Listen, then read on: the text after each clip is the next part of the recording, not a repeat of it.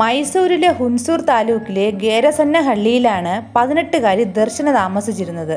ദർശന പഠിക്കാനൊന്നും വലിയ മിടുക്കിയല്ലായിരുന്നു. 10ാം ക്ലാസ് കഴിഞ്ഞപ്പോഴേ അവൾ പഠിത്തം നിർത്തി. പിന്നീട് വീട്ടിൽ തന്നെ ചടഞ്ഞുകൂടി ഇരിപ്പായി. ഇതോടെ ദർശനയുടെ മാതാപിതാക്കൾ അവളെ കല്യാണം കഴിപ്പിച്ച് വിടുക എന്നൊരു തീരുമാനത്തിലെത്തുകയാണ്. പക്ഷേ ദർശനയ്ക്ക് പഠിത്തമില്ലെങ്കിലും ജോലിയില്ലെങ്കിലും ആഗ്രഹങ്ങളൊക്കെ അങ്ങ് കൊമ്പത്തായിരുന്നു. കെട്ടുന്ന പയ്യന് പഠിത്തമില്ലെങ്കിലും കുഴപ്പമില്ല, നല്ല സാമ്പത്തികം വേണം, കാണാൻ നല്ല ഭംഗി വേണം, ഇതൊക്കെയായിരുന്നു അവളുടെ ഡിമാൻഡ്. വലിയ സാമ്പത്തിക സ്ഥിതി ഒന്നുമില്ലാതിരുന്ന ദർശനയുടെ മാതാപിതാക്കൾക്ക് അത്തരത്തിലൊരു ബന്ധം മകൾക്ക് വേണ്ടി കണ്ടുപിടിക്കുക എന്നത് വലിയ കഷ്ടമായിരുന്നു. തരക്കേടില്ലാത്ത പല പ്രപ്പോസലുകളും ദർശനയ്ക്ക് വന്നു. പക്ഷേ ഒന്നിനും അവൾ തയ്യാറായില്ല. മകളുടെ ഈ നിർബന്ധ ബുദ്ധിക്ക് മുൻപിൽ വിഷമിച്ചു നിൽക്കുന്ന മാതാപിതാക്കളോട് പരിചയക്കാരനായ ഒരാൾ ഒരു പ്രപ്പോസൽ വച്ച് നീട്ടുകയാണ്. പക്ഷെ അത് കേട്ട അച്ഛനമ്മമാർക്ക് വലിയ താല്പര്യമൊന്നും തോന്നിയില്ല. എന്നാൽ ദർശന ആ ബന്ധത്തിന് 100 വട്ടം പച്ചക്കൊടി കാണിച്ചു. കണ്ണൂരിലെ കല്യാട് നിന്നുമാണ് ആലോചന വന്നിരിക്കുന്നത്.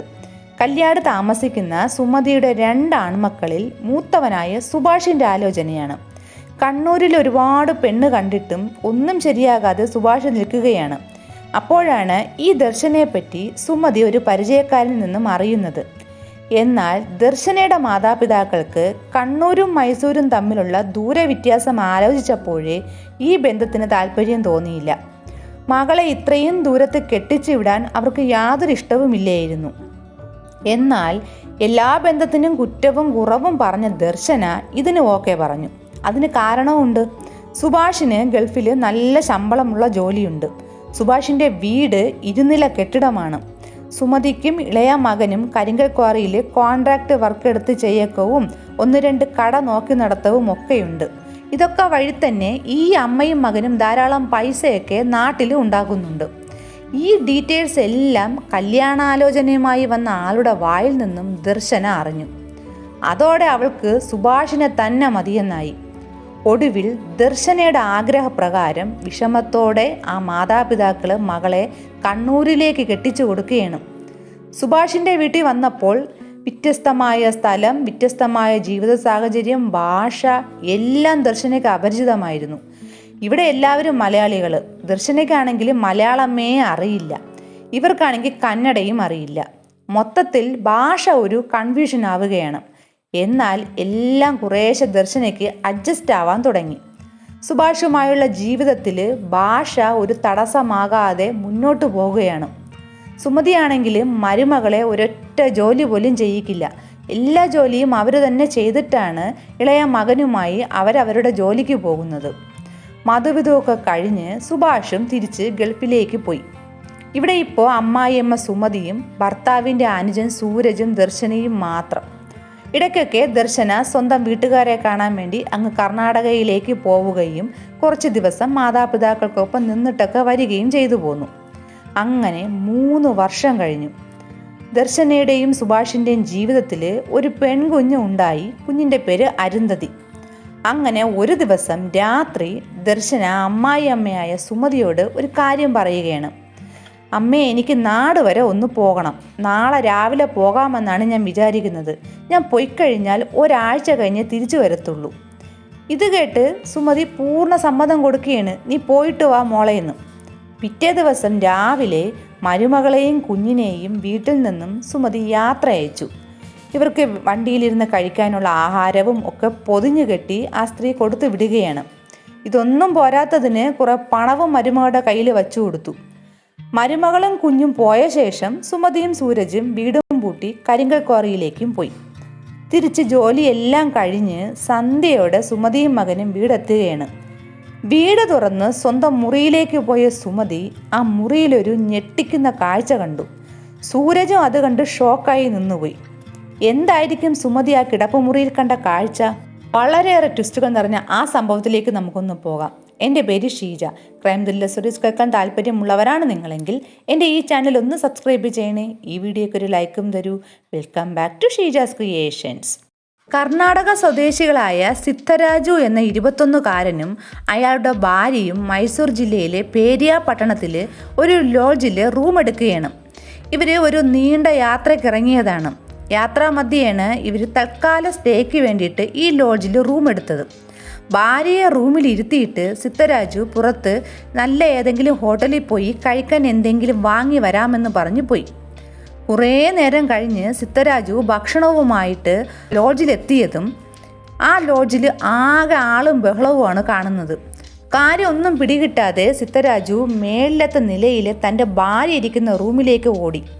അവിടെ ചെന്നപ്പോൾ ആ മുറിക്ക് പുറത്താണ് ഏറ്റവും കൂടുതൽ ആൾക്കൂട്ടം കൂടി നിൽക്കുന്നത്. റൂം തുറക്കാൻ ശ്രമിച്ചപ്പോൾ അത് അകത്തു നിന്നും കുറ്റിയിട്ടിരിക്കുകയാണ്. ലോഡ്ജിലെ ജീവനക്കാരുടെ സഹായത്തോടെ അയാൾ ആ റൂമിൻ്റെ വാതിൽ ചവിട്ടി തുറന്നു. അപ്പോൾ അതിനകത്ത് കണ്ട കാഴ്ച വളരെ ഭീകരമായിരുന്നു. ഒരു പൊട്ടിത്തെറിച്ച രൂപം തറയിൽ ഇങ്ങനെ കിടക്കുകയാണ്. രക്തത്തിൽ കുളിച്ച് പൊട്ടിത്തെറിച്ച് കിടക്കുന്ന ആ രൂപം മറ്റാരുമല്ല, സിദ്ധരാജിൻ്റെ ഭാര്യയാണ്. അയാൾക്ക് എന്താണ് സംഭവിച്ചതെന്ന് ഒരു പിടിയും കിട്ടിയില്ല. ആൾക്കാരൊക്കെ ഒറ്റ പ്രാവശ്യം കണ്ടതും ഭയന്ന് പിന്മാറുകയാണ്. അത്രയ്ക്കും ഭീകരമായൊരു കാഴ്ച. സംഭവം അറിഞ്ഞ് പോലീസ് പാഞ്ഞെത്തി. പോലീസ് വന്ന് ബോഡി നോക്കുമ്പോൾ മുറിയുടെ മൂലയ്ക്ക് തളർന്നിരുന്ന് കരഞ്ഞ സിദ്ധരാജുവിനെയാണ് കാണുന്നത്. അയാളെ ഒന്ന് സമാധാനപ്പെടുത്തിയ ശേഷം ഉണ്ടായ കാര്യം പോലീസ് ചോദിച്ചു. അപ്പോൾ അയാൾ പറഞ്ഞത്, സർ, ഞാൻ ഭക്ഷണം വാങ്ങാൻ പുറത്തു പോയതാണ്. അവളെ അകത്ത് ഇരുത്തിയിട്ട് അകത്ത് വാതിൽ കുറ്റിയിട്ടിരുന്നാൽ മതി, ഞാൻ വന്ന് വിളിക്കുമ്പോൾ തുറന്നാൽ മതി എന്ന് പറഞ്ഞിരുന്നു. ഇതിപ്പോൾ എന്താണ് ഇതിനകത്ത് നടന്നതെന്ന് എനിക്ക് മനസ്സിലാവുന്നില്ല എന്നും പറഞ്ഞ് ആ ചെറുപ്പക്കാരൻ അലറി വിളിച്ച് കരയാൻ തുടങ്ങി. ലോഡ്ജുകാരും ഒരു വലിയ ശബ്ദം മേളിൽ നിന്നും കേട്ടു. വലിയ പുകയും വല്ലാത്തൊരു ദുർഗന്ധവുമൊക്കെ ഈ മുറിയിൽ നിന്നും വന്നുവെന്നും പറഞ്ഞു. ശരിയാണ്, ആ മുറിയിൽ വല്ലാത്തൊരു ദുർഗന്ധം ഇങ്ങനെ നിറഞ്ഞു നിൽക്കുകയാണ്. മാത്രമല്ല, ആ സ്ത്രീയുടെ വായ്ക്കകത്ത് എന്തോ ഒരു സാധനം കുത്തിക്കയറ്റി വച്ചിരിക്കുന്നു. അത് പൊട്ടിയാണ് ഈ ഒരു മരണവും സംഭവിച്ചിരിക്കുന്നത്. അപ്പോഴാണ് സിദ്ധരാജ് ഒരു കാര്യം ഓർത്തെടുത്ത് പോലീസിനോട് പറഞ്ഞത്. ഞാൻ പുറത്ത് ഭക്ഷണം വാങ്ങാൻ പോകാൻ നേരം അവൾ ഫോണിൽ എന്തൊക്കെയോ നോക്കിക്കൊണ്ടിരിക്കുകയായിരുന്നു. എന്നാൽ പോലീസ് കുറച്ചു നേരം അവനെ ഒന്ന് നിരീക്ഷിച്ചു. അപ്പോൾ അവൻ്റെ സംസാരം, അവൻ്റെ പെരുമാറ്റം എല്ലാത്തിലും ചില അസാധാരണതകൾ കണ്ടു. അതോടെ അവനെ ഒതുക്കത്തിൽ മാറ്റി നിർത്തി പോലീസ് ഒന്ന് കുടയുകയാണ്. അതിൽ സിദ്ധരാജ് എന്ന ആ 21കാരൻ സത്യങ്ങൾ പലതും പറയാൻ തുടങ്ങി. ആ കൊലപാതകം ചെയ്തിരിക്കുന്നത് അവൻ തന്നെയാണ്. എന്തിനാണ് അവൻ ഭാര്യയോട് ഈ ക്രൂരത കാണിച്ചതെന്ന് പറയാം. സിദ്ധരാജു അയൽപക്കത്തുള്ള ഒരു പെൺകുട്ടിയുമായിട്ട് വർഷങ്ങൾക്ക് മുമ്പ് കടുത്ത പ്രണയത്തിലായിരുന്നു. സ്കൂൾ കാലം മുതലുള്ള പ്രണയമാണ്. ഒരു ക്ലാസ്സിൽ ഒരുമിച്ചിരുന്ന് പഠിച്ച 2 പേരാണ് ഇവർ. 2 പേരും സമപ്രായക്കാരും. 2 പേരും കർണാടക സ്വദേശികളാണ്. 18 വയസ്സായപ്പോഴേ ഇവർ തമ്മിൽ ശാരീരിക ബന്ധം വരെ നടത്തിയിരുന്നു. ഇത് 2 വീട്ടുകാരും കയ്യോടെ പൊക്കുകയും ചെയ്തു. വലിയ വഴക്കും ബഹളവും ഒക്കെ 2 വീട്ടുകാരും അവരുടെ ബന്ധുക്കളും തമ്മിലൊക്കെ നടന്നു. ഒടുവിൽ 2 പേരെയും ഒരിക്കലും കാണുകയോ സംസാരിക്കുകയോ ചെയ്യരുതെന്ന് കർശനമായി ആ ഗ്രാമം തന്നെ വിലക്കുകയാണ്. പിന്നീട് നാട്ടുകാരുടെ ഒരു കണ്ണും ഇവർക്കിടയിൽ എപ്പോഴും ഉണ്ടായിരുന്നു. അങ്ങനെ ഇരിക്കെയാണ് ഈ പെൺകുട്ടിക്ക് ഒരു കല്യാണാലോചന വരുന്നത്. ആ ബന്ധം വന്നതോടെ ഈ പെൺകുട്ടി സിദ്ധരാജുവിനോട് ഈ ഒരു വിവരം രഹസ്യമായി അറിയിക്കുകയാണ്, തനിക്കൊരു കല്യാണം വന്നിട്ടുണ്ടെന്ന്. വലിയ വീട്ടിൽ നിന്നുമുള്ള ഒരു ബന്ധമായതിനാൽ സിദ്ധരാജു അവളോട് ആ കല്യാണത്തിന് സമ്മതിക്കാൻ പറയുകയാണ്. അയാൾ പറഞ്ഞത് ഇങ്ങനെയാണ്: നീയും ഞാനും തമ്മിൽ ഒരിക്കലും ഈ ഗ്രാമത്തിൽ നിന്നാൽ ഒന്നിക്കാൻ പോകുന്നില്ല. ആരും സമ്മതിക്കില്ല. ഒരു ഗ്രാമം തന്നെ നമുക്കെതിരാണ്. അതുകൊണ്ട് ഈ ഒരു ബന്ധത്തിന് നീ സമ്മതിക്കണം. നീ കല്യാണം കഴിഞ്ഞ് തൽക്കാലം പോകാൻ നോക്ക്. പണമുള്ള വീടല്ലേ, മാക്സിമം ആ വീട്ടിൽ നിന്നും ഭർത്താവാകാൻ പോകുന്നവൻ്റെ കയ്യിൽ നിന്നും നീ എല്ലാം അടിച്ചെടുത്തിട്ട് നമുക്ക് എവിടെയെങ്കിലും പോയി അതുകൊണ്ട് സുഖമായി ജീവിക്കാം. അങ്ങനെ കാമുകൻ്റെ നിർബന്ധത്തിലും പിന്നീടുള്ള വാഗ്ദാനത്തിലും അവൾ ആ കല്യാണത്തിന് സമ്മതിക്കുകയാണ്. ആ പെൺകുട്ടിയാണ് കണ്ണൂരിലെ സുഭാഷിൻ്റെ ഭാര്യ ദർശന. സുഭാഷിൻ്റെ പണവും സമ്പാദ്യവും ലക്ഷ്യം വെച്ച് ദർശന ആ കുടുംബത്തിലെത്തി. നല്ലവരായ ആ കുടുംബത്തിലെ ആൾക്കാർ ദർശനയെ ജീവന് തുല്യം സ്നേഹിച്ചു വിശ്വസിച്ചു. സുഭാഷ് മധുവിധു കഴിഞ്ഞ് ഗൾഫിലേക്ക് പോയതിന് പിന്നാലെ തന്നെ ദർശന വീട്ടിലേക്ക് പോയിട്ട് വരാമെന്ന് പറഞ്ഞ് കർണാടകയിലെത്തി സിദ്ധരാജുമായി വഴിവിട്ട ബന്ധവും തുടർന്നു. ഇടയ്ക്കിടയ്ക്ക് ദർശന ഭർത്താവിൻ്റെ വീട്ടിൽ നിന്നും വീട്ടിൽ പോകുകയാണെന്നുള്ള നുണ പറഞ്ഞ് സിദ്ധരാജുമായുള്ള അവിഹിത ബന്ധം തുടർന്നുകൊണ്ടേയിരുന്നു. ഇവർ പല സ്ഥലങ്ങളിലും പോയി ശാരീരിക ബന്ധത്തിലും ഏർപ്പെട്ടു. ഇതിൻ്റെ ഇടയ്ക്ക് ദർശനയ്ക്കും സുഭാഷിനും അരുന്ധതി എന്ന പേരിലുള്ള ഒരു പെൺകുഞ്ഞുണ്ടാവുകയും ചെയ്തു. ഇതൊന്നും ഭർത്താവും ഭർത്തൃ വീട്ടുകാരും അറിയുന്നില്ല, ദർശനയുടെ ഈ പോക്കും വരവും. അങ്ങനെയാണ് ഇവർ തമ്മിൽ കൈ കിട്ടിയതെല്ലാം എടുത്തുകൊണ്ട് മുങ്ങാൻ ഒരു ദിവസം തീരുമാനിക്കുന്നത്.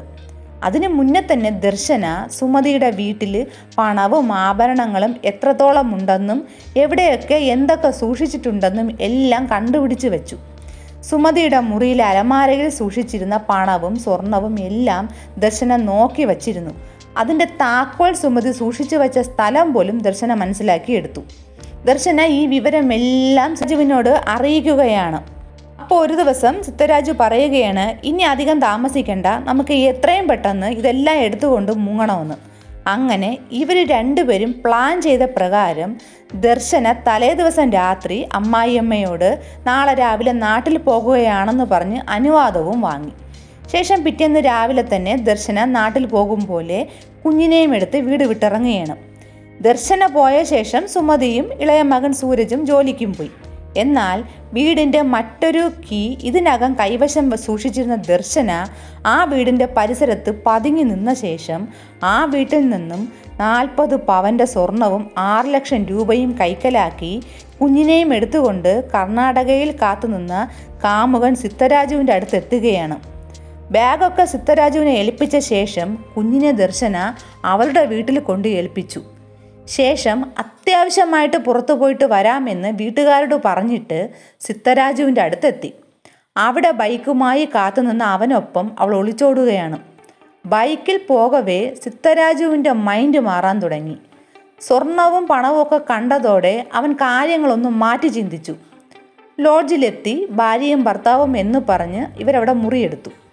മുറിയിൽ വച്ച് തന്നെ സിദ്ധരാജു ഈ 40 പവനും 6 ലക്ഷം രൂപയും തനിക്ക് വേണമെന്ന് ദർശനയോട് പറഞ്ഞു. ഇത് ദർശന ചോദ്യം ചെയ്യുകയാണ്, ഇപ്പോൾ എന്തിനാണ് അത് ചോദിക്കുന്നതെന്ന്. ഇത് ഇവർക്കിടയിൽ പൊരിഞ്ഞ വഴക്കുണ്ടാകാൻ കാരണമായി. വഴക്കിനിടയിൽ അവൻ അവളുടെ മുഖത്ത് നോക്കി മനസ്സിലുള്ള ആ കാര്യങ്ങൾ വിളിച്ചു പറയുകയാണ്. നിന്നെ എനിക്കെന്തിന്? ഭർത്താവ് ഒരു കുഞ്ഞുള്ള നിന്നേക്കാളും കല്യാണം കഴിയാത്ത എനിക്ക് നല്ലൊരു ചുള്ളത്തി പെൺകുട്ടിയെ തന്നെ കിട്ടും. ഇത് എല്ലാം കൂടി കേട്ടതോടെ ദർശനയുടെ സകല നിയന്ത്രണവും പോയി. ജോലിയും കൂലിയും ഇല്ലാത്ത ഇവന് വേണ്ടിയാണല്ലോ താൻ ഇതെല്ലാം ഇട്ടെറിഞ്ഞ് വന്നതെന്ന് അവളൊരു നിമിഷം ചിന്തിച്ചു കാണും. ദർശന സിദ്ധരാജുവുമായിട്ട് പൊരിഞ്ഞ അടിയുണ്ടാക്കി. ഉടൻ തന്നെ ഇവൻ കസേരയിൽ ദർശനയെ പിടിച്ചിരുത്തി അവിടെ 2 കൈയും പിടിച്ചു കെട്ടി. എന്നിട്ട് നേരത്തെ കയ്യിൽ കരുതിയിരുന്ന ഒരു സ്ഫോടക വസ്തു അവരുടെ വായിലേക്ക് തിരികെ കയറ്റുകയാണ്.